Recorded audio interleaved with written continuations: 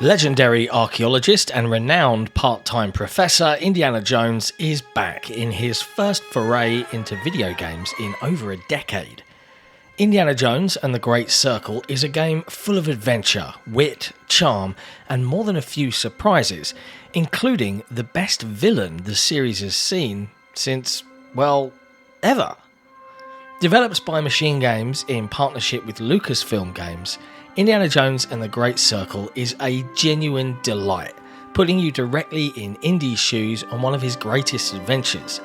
And it's firmly and decidedly better than the last two movies. I'd even go as far to say that this is the best game Machine Games have ever made, capturing the heart and spirit of classic adventure games with some serious confidence. It's time to uncover the truth in our Indiana Jones and the Great Circle review.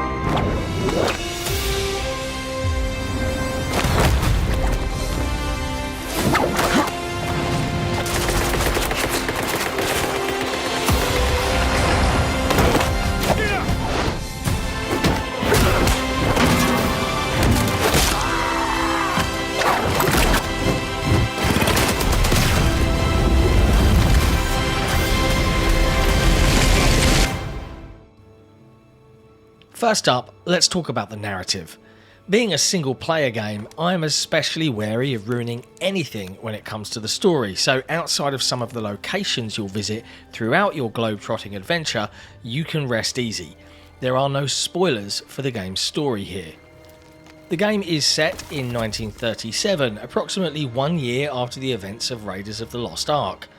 After a little refresher and a handy tutorial into the world developer Machine Games have painstakingly crafted, Indiana Jones and the Great Circle takes you to some incredible places.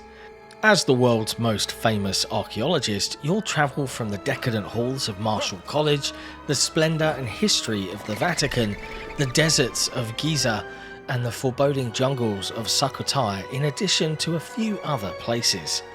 There's a thing I love and hate about the Indiana Jones movies, and that is the way that they hint at something that we as the audience know is either impossible or perhaps completely supernatural as they head towards the finale. The entire time I'm thinking, they're not going to actually show or do this, are they? Of course they are. As a kid that grew up on the original trilogy, I never questioned the silliness of some of the events that took place. A face-melting, ghost-spewing box from God, a man that can pull a still-beating heart out of another man's chest, or the Holy Grail itself, guarded by a knight from the Crusades that should have been long dead after 700 years. None of these events were thought of as bad or nonsensical, and yet in the modern era, Indy surviving a nuclear explosion by climbing into a lead-lined fridge, the reveal of interdimensional beings, and indeed time travel itself are somehow considered a step too far. In short, the narrative for Indiana Jones and the Great Circle goes places, and my inner child was nothing short of delighted. The team that built this game showed great care and reverence for the series and have weaved a yarn worthy of the franchise. Only this time I am Indiana Jones and the grumpy grown-up side of me can just keep quiet and carry on worrying about his mortgage payments. The gameplay on offer in Indiana Jones and the Great Circle is surprisingly open, despite having to deliver a larger, detailed single-player narrative. The story begins with a break-in and a theft, and takes Indy from the halls of Marshall College to meeting an old friend at the Vatican for some information. Initially, your impression of the game may be that it's focused completely on stealth, with decently sized levels to sneak around in. That all changes once you've made it to the Vatican City itself. It's here where the game opens up and gives us a larger, more Hitman or Dishonored-sized environment to explore. Our friend, Father Antonio, lends us a disguise, allowing us to take on the guise of a humble priest from Boston. While in disguise, Indy is now able to move around more freely, and the whole game becomes an open-ended Indiana Jones playground. Playing dress-up, Indy only has to avoid enemy captains, who will suss you out pretty quickly if you hang around, indicated via an in-game circle that starts to fill up above their heads if they notice you. Stick around too long and they'll raise the alarm, and in Indiana Jones and the Great Circle, being surrounded is not desirable. As I've said previously, this is a game for the methodical and patient, where one can pull and push at the systems put in place by the folks at Machine Games with enormous satisfaction. The AI isn't perfect by any stretch of the imagination, and on moderate difficulty isn't a huge challenge to get around either via stealth or in combat. Masochists can up the enemy AI for a far greater challenge if they wish, and I'm sure we'll see plenty of impressive indie combat on harder difficulties once the game is out in the wild. The level design on display is excellent, from complex open sections to the more intricately designed tombs.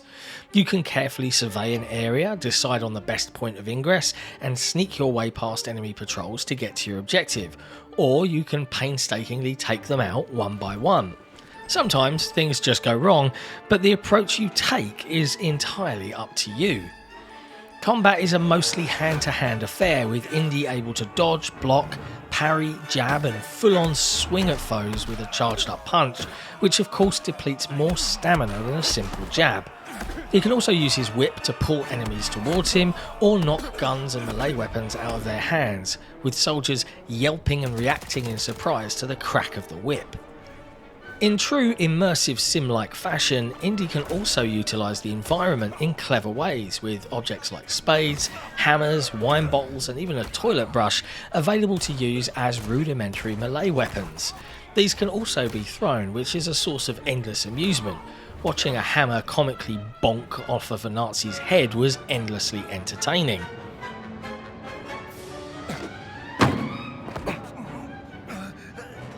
Punches are delivered with that classic whack sound that we know from the movies, and while you can choose to get into fistfights regularly, it's not the focus of the game.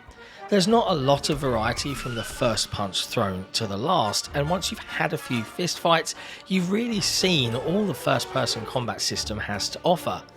I would say you get a real feel for the combat by finding your way into one of the off-duty officer boxing rings, which is worth doing if you can find an enemy uniform to sneak your way in.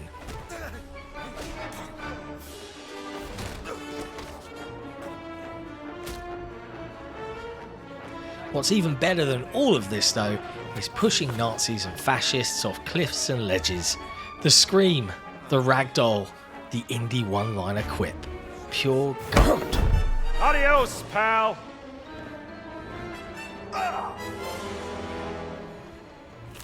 Guns are available, of course, with Indy's trusty revolver always on hand if you're wearing the iconic adventurer's clothing, as well as enemy weapons like machine guns and rifles in the environment. There are times when you really might want to use one, but be aware, it is extremely dangerous to do so, and should be more of an act of desperation rather than you seeking to actively run and gun.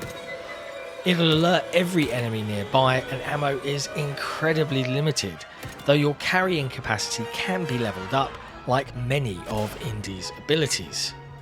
Leveling up is as simple as finding or buying a book with a new improved ability and having enough adventure points with which to activate it. These books are strewn throughout the open environments like Giza, the Vatican and Sukhothai, enabling Indy to deal more damage, carry more supplies, and even increase and merge the available health bars for increased survivability.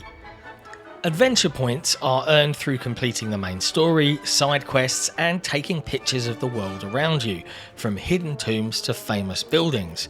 They can also be earned by completing other optional field work, and one of the genuine surprises is just how much side content is on offer here. There are a large number of bespoke fieldwork quests on which we can embark, and the gameplay for them can be quite varied, be it from assisting in a jailbreak to discovering unique tombs and artifacts throughout the levels. There are also puzzles galore, from cracking Nazi safe codes, hidden passages and other mysteries to solve. I did have an issue where a mainline quest completely broke on me, with a character just refusing to acknowledge my existence, which was a bit frustrating. The game does have a rollback save system in case you get into a bad checkpoint or something wonky like that occurs.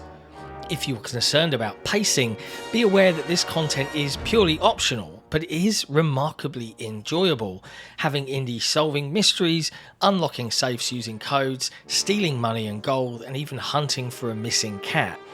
It's at times a balmy concoction, but it somehow all works regardless. One could choose to just follow the main story path and would likely wrap the game up in around 12 to 15 hours on the moderate difficulty setting.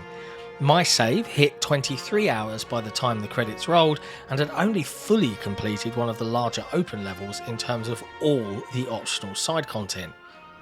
With Indiana Jones and the Great Circle, the pace is what you want it to be, and the good news is you can revisit previous levels at any time, even after you've finished the main story.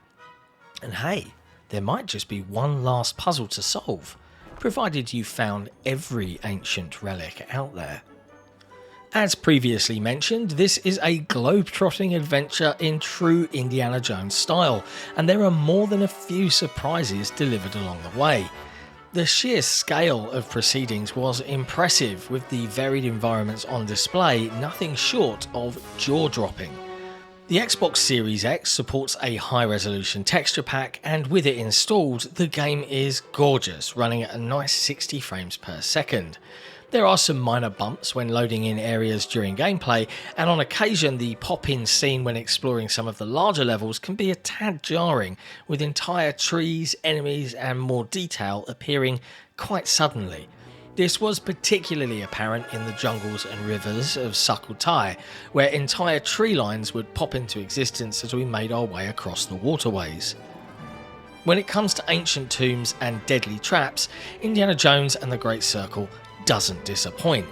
There is a wonderfully conveyed sense of awe and genuine discovery to be had navigating ancient locations, solving puzzles, and of course avoiding getting crushed, spiked, drowned, or worse. Wandering around in the dark with nothing but a lighter or a torch held aloft as we navigate a maze-like set of tunnels was incredibly atmospheric and was certainly aided by some fantastic audio design. Occasionally you're joined by an AI character like Gina who can be of some assistance while you're investigating. Again, no spoilers, but there are several sections in these tombs that can only be described as unsettling, if not downright nerve-wracking. Even optional fieldwork tombs and puzzles are afforded the same due care and attention, giving a level of polish to these sections that really shines. Wandering around crypts untouched for centuries is all well and good, but it wouldn't be an Indiana Jones game without chase sequences or epic cinematic moments. I was curious just how the team would do what I would consider a typical Indiana Jones style set piece, and I wasn't disappointed, and I don't think you will be either. Outside of interactive set pieces where you are an active participant, the game also has to deliver its narrative, and there's a lot of story to tell. Important plot beats are delivered via excellent in-engine pre-rendered cutscenes, and others are done in real time or via exposition delivered during gameplay. They always look great and are absolutely worth watching.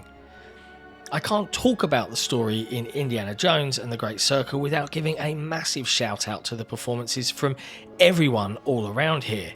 The voice acting and writing is all excellent, with the usual comedic moments in addition to more serious ones being delivered well from the entire voice cast, especially our main characters, including Tony Todd, to whom the game is dedicated in the end credits.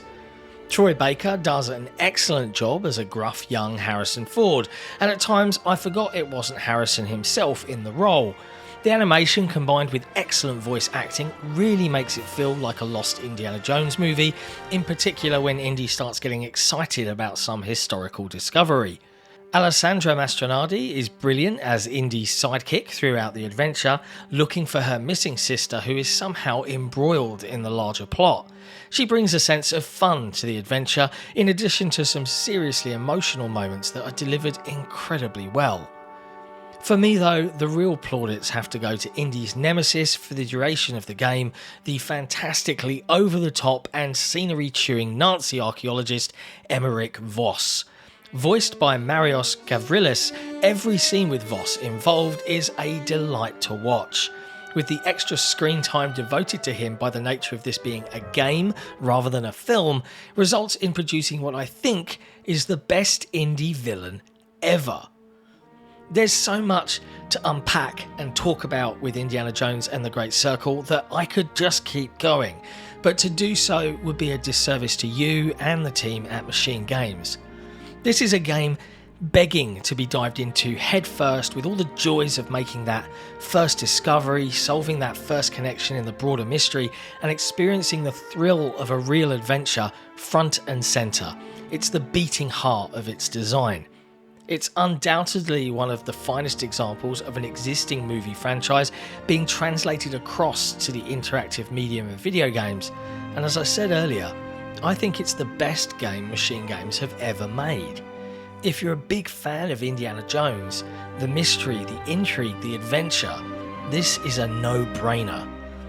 Indiana Jones and the Great Circle isn't an average game, it's something truly special. It's got its flaws, but it's an irresistible invitation to wear the fedora of one of my childhood heroes, to crack the whip and fully embrace the thrill of discovery and embark on a genuinely fantastic adventure.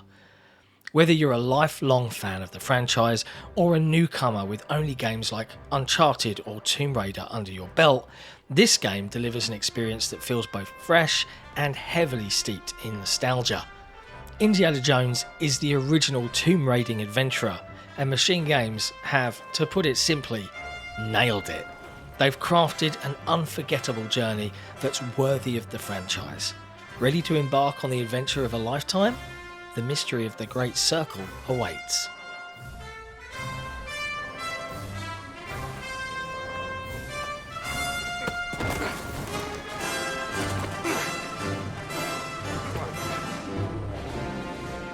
Thanks for watching. If you enjoyed this video review, be sure to hit like, hit subscribe, and why not ring that notification bell so that we can let you know when we've got some fresh content. And if you really love what XboxEra does, you can support us directly on Patreon. Just head to patreon.com/XboxEra. And we'll see you next time.